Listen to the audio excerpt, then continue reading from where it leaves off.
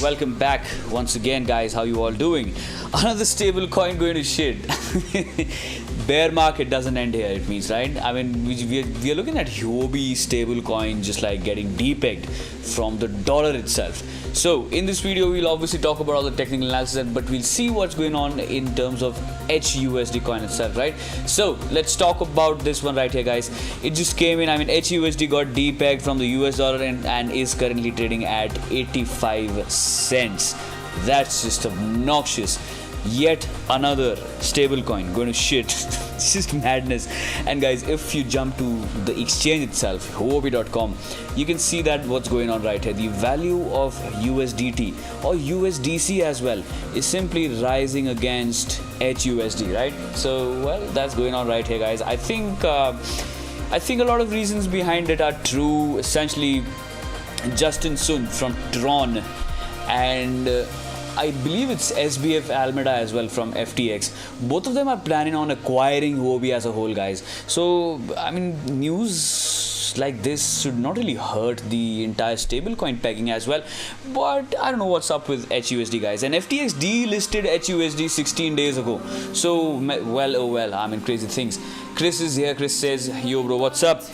Nothing, just looking at HUSD depegging from the market. Just madness, man, just madness. Oh my goodness, every single day is just some different sort of madness in this world, right? So this is what is happening. I hope that you don't hold any HUSD, but even if you do, let's see what really happens. I mean, we'll have to dig deep into the reserves behind this entire stablecoin altogether, but I believe it's not really stable, guys. HUSD is not really stable, right? Which is why this is happening right here. Huobi going down bad. I mean, Huobi token is going down bad. Yes, Huobi token certainly is going down in the market as well. Huobi token did rally to the upside. I mean, we saw a 40% move on Huobi to the upside, but essentially after the depeg, and essentially it started yesterday itself, the Huobi token itself is going down. So nope. Yep, not really stable at all. No, guys, I don't know what the fuck should I believe in, right?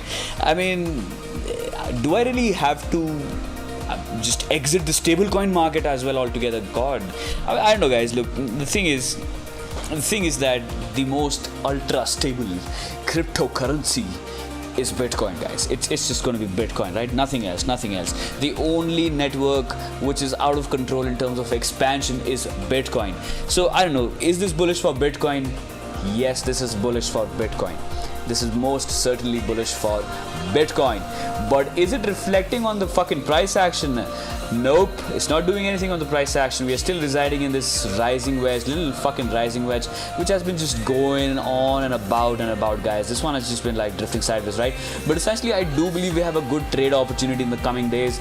We're just going to be longing Bitcoin onto these levels. Let's just talk about a little risk reward opportunity right here. I'm going to be interested in long in Bitcoin right above this rejection point at $23,000. So any 4-hour candle closure below $23,000 is going to be invalidating this entire long setup right here. But essentially, so far the price action is looking like it's going to be a good amount of risk-taking opportunity in the market. And the R&R ratio is 3.43. So if you're losing $1, you're making 3.43 in this trade right here. So well, oh well, I think that's going to be playing out. The only reason why I talk about these bullish setups in these overall bearish landscapes is because until Ethereum is actually getting into a merger altogether, I mean, we can expect the market to simply go sideways, or at least until some key levels to the upside. For Bitcoin, the upside target is going to be at 25,200. So, yep, most likely in the coming days, we see another 5 to 6% or 7% move on Bitcoin to the upside, all the way towards these levels. Now, the invalidation of this trade is going to be exciting to the downside as well. This is something we were talking about yesterday, right? I mean, if we just get rid of the long setup right here and start talking about the short setup, the short position from these levels, the risk management and the key area of, well, exiting the market if you are bearishly strong holding your position is going to be above 24,500, guys. If you see a trend above 24,500, that means that yes, the price action will head down all the way towards 25,500, right? But the downside target is going to be good. So R&R to the upside and the downside from these levels is exactly the same. Both of the trades can be played out, and the thing is that the market is about to move pretty soon because volatility is completely squeezed out. There is no volatility, so market is about to expand as well. Yep. Okay, with that said, these are the two good looking setups on Bitcoin itself, and on Ethereum not much is happening, but on the small time frame this one is simply drifting on and upwards. I do believe similar kind of structure is going on in the 4-hour time frame as well, with Bitcoin doing the same kind of shit, right? So let's talk about this wedge right here. Yes, Chris, we'll talk about BNB BTC as well just after we complete ETH, USD, the star, the hot shot, Ethereum, which is leading the market to the upside and downside. Okay, so for Ethereum, I think it's pretty much clear that yes, you can, if you want to take a look at the price action from a risk to reward opportunity right here, I do believe a long exposure could particularly play out in the market from these levels, and maybe an up leg all the way towards 2100 could play out as well. So we have three setups in the market, two on BTC and one on Ethereum for the time being, right? From the current price points, Ethereum can move up about 12% retesting, essentially retesting $2100 key zones altogether, right? So this is a trade that I'm looking forward to as well, with major risk management below the current key zones at $13. All right, Chris, can you tell me if the audio levels are balanced or not? Can you tell me if the music and my voice is perfectly balanced or not? I believe the audio levels are quite high for this video, right? For the music. So let me know if it's balanced out or not. I'm just like kind of experimenting with these kind of things. But anyways, the price action is also experimental, honestly, but I do believe that yes, it kind of extends all the way towards 2100 from these current price points. So that is something which could play out for Ethereum. Good looking setup right here, 3:3.8 all in all. Okay, audio is good, music like background levels. Oh, like cool. Then it seems sorted to me. I'm going to be going live on Twitch as well after this. So yeah, I mean Twitch, I think a lot of more folks are looking forward to live stream on Twitch rather than YouTube itself, right? Alright, so this is what is going on with Ethereum. With that said, I think now we can talk about BNB BTC real quick. Yeah, I mean BNB BTC is making new all-time highs. That's just like what to say, man. BNB BTC. And just like madness. We did have a upside target on previous live streams, right? I mean, probably it has met, or has it? I mean, we were talking about this entire consolidation range resolving to the upside all the way towards 1618 when we were kind of going above 1.272. But it looks to me like yes, we're kind of retracing back. So maybe we could be retesting this breakout zone at 1:1 extension, right?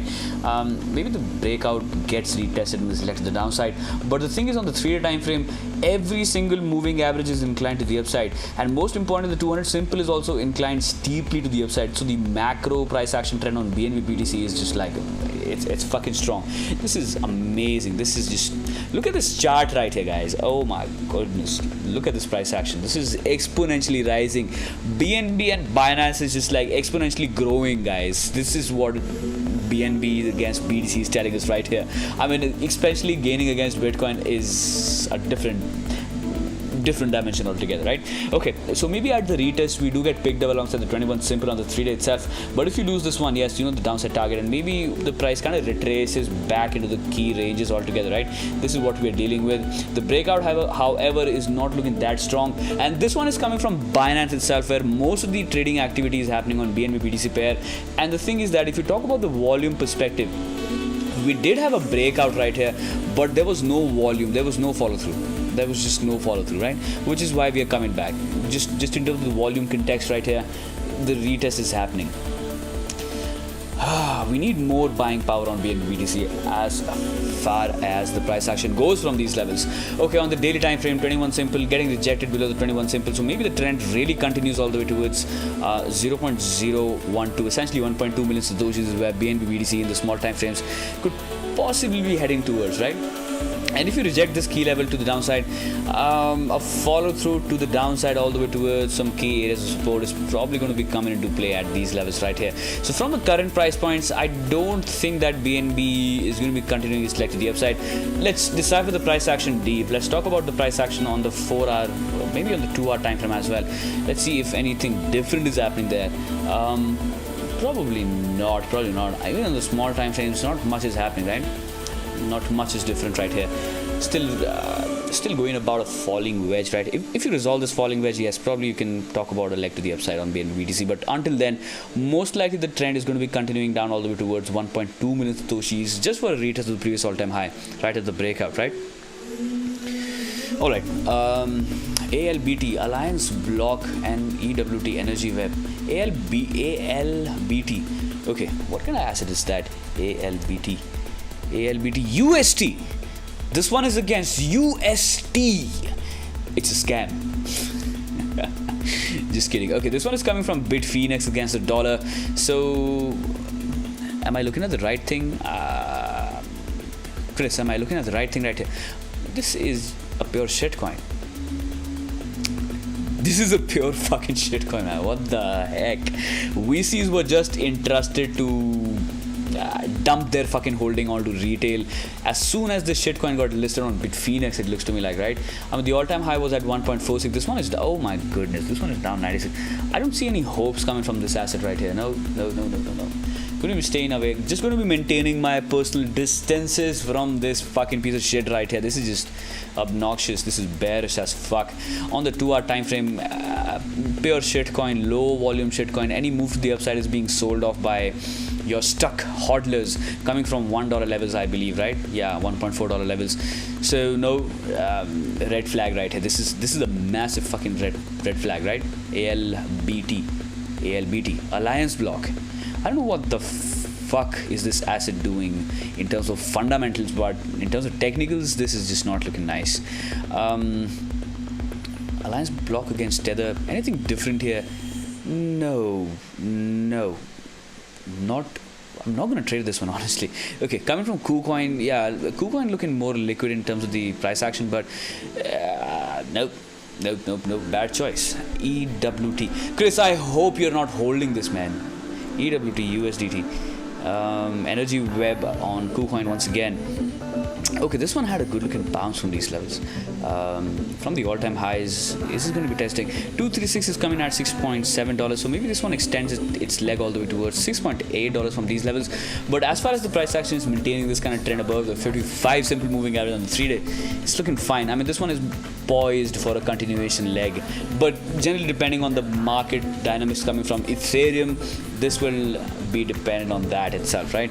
I mean, if Ethereum creates a downtrend, if ETH goes to the downside from these levels, EWT Energy Web token would probably keep on trending to the downside. But so far so good. I mean, this is good piece of price action, and this resolution is also looking pretty much nice, right? So were you looking at ALBT doing the same kind of shit? I mean, it could have been. I mean, it could do something like that. ALBT on the small time frames could do something like that. I mean, a curl up bottom could formulate out of nowhere. But the thing is that we just saw the liquidity, right? I mean, Alliance Block had zero liquidity in the market. So this one comparatively has more liquidity going on. You can see volumes are also coming in on KuCoin itself. So yeah, this is better piece of price action. I would rather bet on EWT than ALBT, for that matter. On the 2-hour time frame, massive rejection on the small time frames. Could come back down for a retest at these levels, but it could continue as well from these levels. I mean, do we have any special clue? Volatility is kind of cooling off, right? We had an expanse. I mean, the entire volatile trend was in a decline, a steep decline for a very long time. As soon as this price action started playing out, this is when the volatility also started expanding to the upside. So, which is why you got into red line environments, and now you're kind of cooling off. So, can we expect crazy volatile moves from these levels? Probably not, but it could potentially happen as well, right? Until the price action is below $3.95 altogether, maybe this one consolidates for yet another day or something like that. But until this one is holding above 3.6, it could go up as well. It could continue the uptrend as well. Okay, anything else we could talk about in this video? Or I'll just wind up this live stream here, and I would continue the live stream straight on Twitch. I kind of like Twitch, honestly. Twitch is better, but there is nobody as of now. There is nobody watching any kind of content on Twitch, right?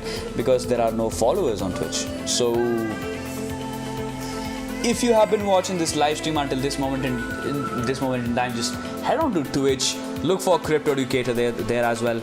Give me a follow on my account, and maybe we can stream on Twitch as well, because that's more interactive. Honestly, it was more interactive than YouTube. Guys, I think YouTube is not good for technical education or technical analysis. I think YouTube is good for meme and little casual kind of content, right? Okay, alright. With that said, I'm going to be streaming on Twitch right off, and I'll catch all of you later. Bye for now.